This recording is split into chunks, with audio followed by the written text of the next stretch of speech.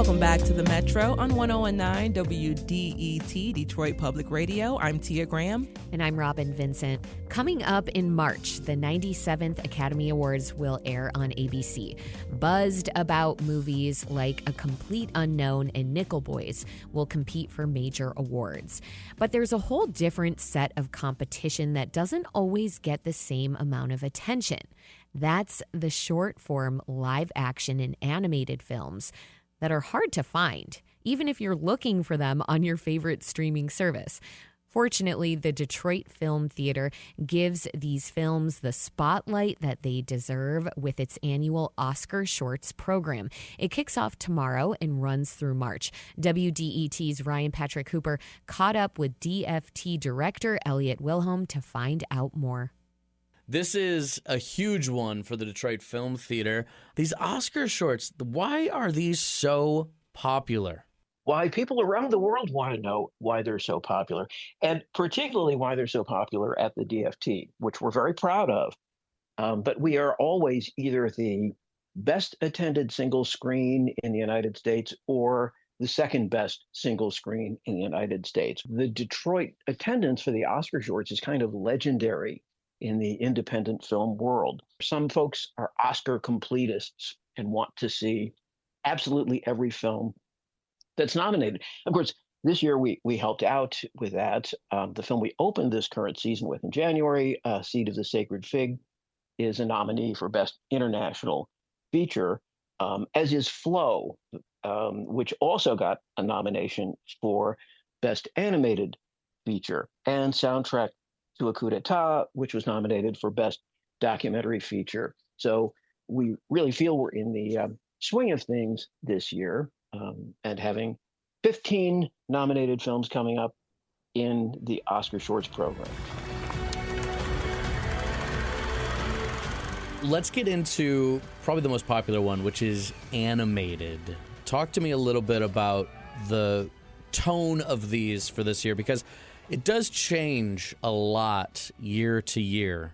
It's very unpredictable.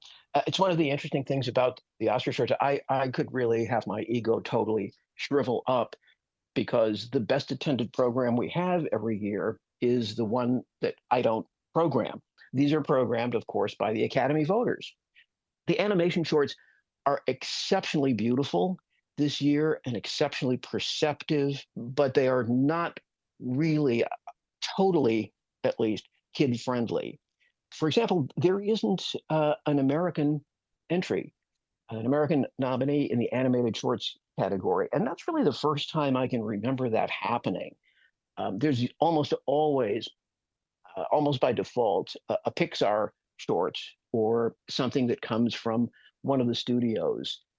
But this year, they're international in nature, and they are, I wouldn't say somber in any way, but extremely perceptive and on a quality of every other category of film that you'll see at the Oscar shorts this year.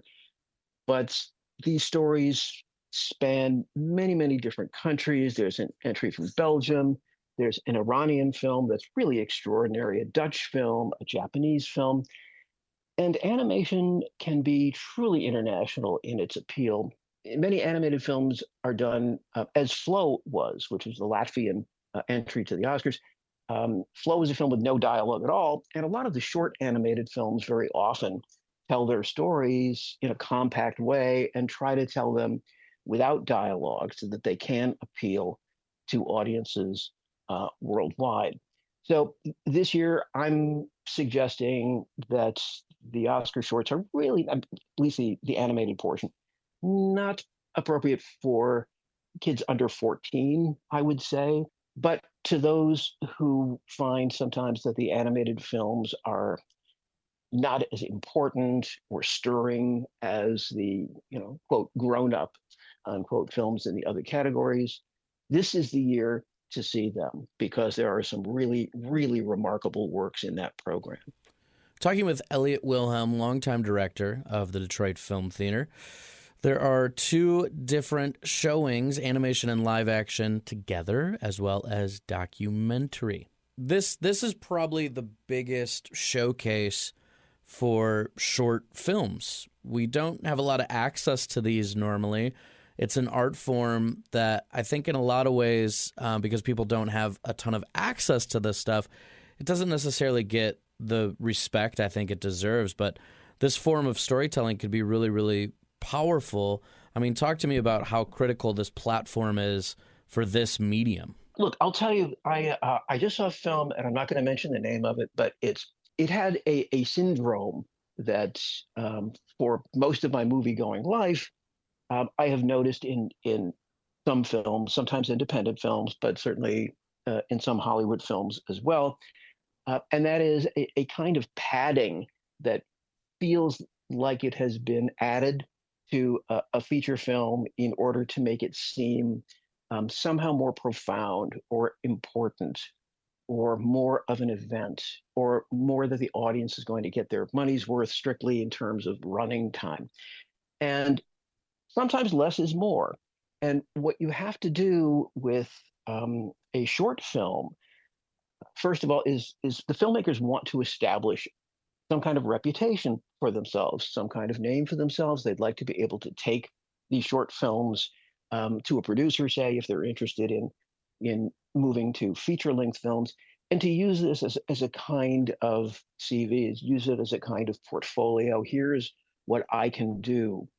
And to tell a story, a rich story, with characters and with meaning that is going to grab an audience and provide it with an emotional impact. To do it in the short form takes a great deal of skill, first of all, a great deal of artistry, but it also takes the ability to edit and to get down to cases and to tell a story with as little excess baggage, should I say, as possible.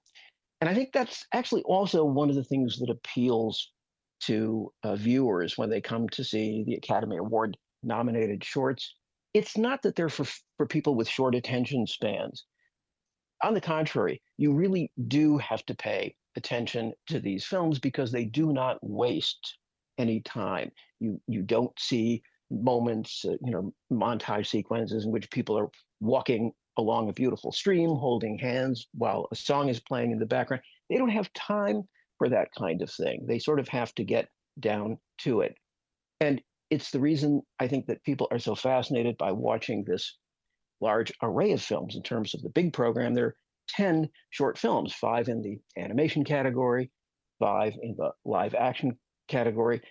And that variety and that power and that shift in tones and those different points of view that filmmakers bring to stories that may or may not be in any way familiar tend to be a really dynamic and rejuvenative experience for people who love the movies.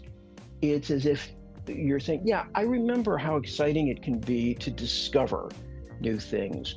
It's just a wake-up call to what the cinema can be.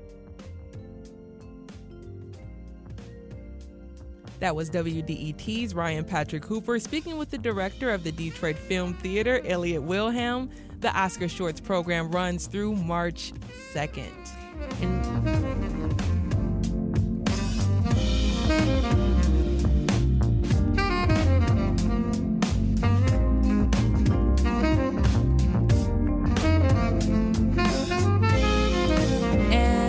This is the Metro on WDET, and we've got some celebrating to do here. We are celebrating the end of our 75th year as a radio station today, and there's so much history here at WDET, and some of the most interesting stuff takes us back to the very beginning.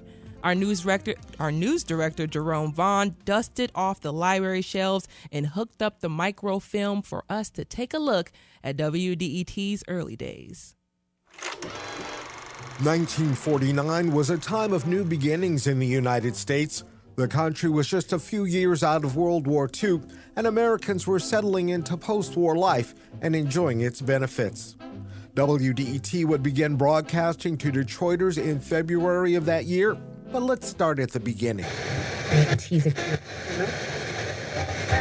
The UAW began working to start a radio station in the mid-1940s. Union officials said a radio station would give the UAW a chance to get its message out. They said labor had been denied the right to free expression on the air by certain broadcasting interests.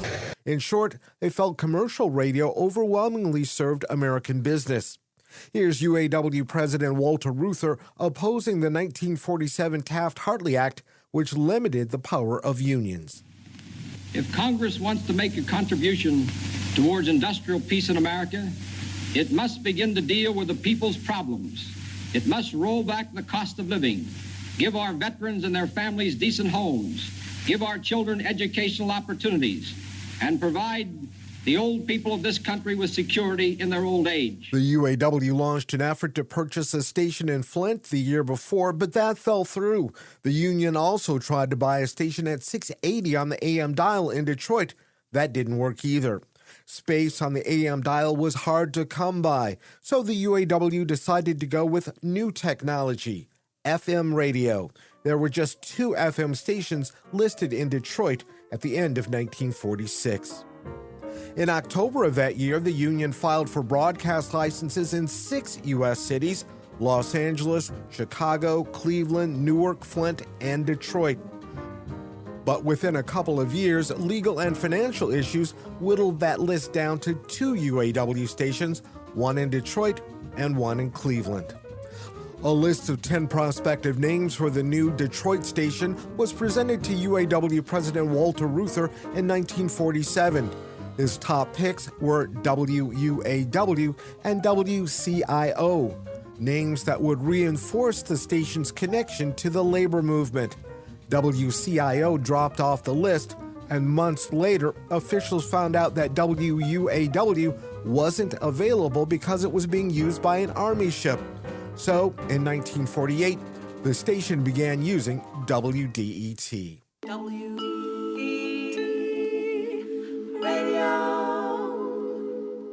The UAW also released a policy statement for the radio station that year. Some of the key tenets were that the station would be operated on a non-profit basis. No more than 50% of the airtime would be available for commercial sponsorship. No time would be sold for controversial issues, but free time would be available to talk about those concerns. There would be foreign language broadcasts, programs for black issues, and to discuss politics. Ben Hoberman was named the first manager of WDET in November 1948. Millie Jeffrey was named director of the UAW-CIO radio division in June 1949. Initial broadcasting hours would be from 3 to 10 p.m. Monday through Friday and 8 a.m. until 10 p.m. Saturday and Sunday. The dedication of the station took place on Saturday, December 18, 1948. Notables such as UAW President Walter Reuther and Michigan Governor-elect G. Mennen Williams were on hand to dedicate the new studios of WDET, located near Burt Road and Capitol Street on Detroit's west side. Broadcast testing began on January 23, 1949, and then it was time for the station to start in earnest. One of the very first programs broadcast on WDET was Community Clinic. The topic of discussion was, should there be fair employment legislation in Michigan? The program ran at 1:30 p.m. on Sunday, February 13th, the station's first regular broadcast day. WDET continued to build its eclectic programming through 1949 and 1950. The idea was to get working people in Detroit the news, information, and entertainment they needed and wanted. WDET played symphonic music like this from around the world. One of the station's staples was the Library Symphony, which ran nightly at 8. There were foreign language programs in Polish and Dutch, which couldn't be heard anywhere else in Detroit. These are modern recordings, but may give you a sense of what the station sounded like at times 75 years ago. У В'єтнамі та відомому техаському місті Остін художник, скульптор та музикант. There were political discussions and speeches dealing with everything from the promise of the 20th century to infant health. And of course, there was plenty of material dealing with the union, including talks on workers' rights and updates on strikes like the actions against Ford in 1949 and Chrysler in 1950. Here's UAW President Walter Reuther captured on film in the early 1950s speaking at a labor event. WDET's microphones were front and center. Strengthened in the solidarity of human brotherhood. Strengthened in the knowledge that free people working together with heart and mind can move mountains. They can stop war, and they can build a better world for their children to grow up in. That's the spirit of the UAW. WDET continued providing diverse programming through 1950 and 51, but there were ominous signs on the horizon.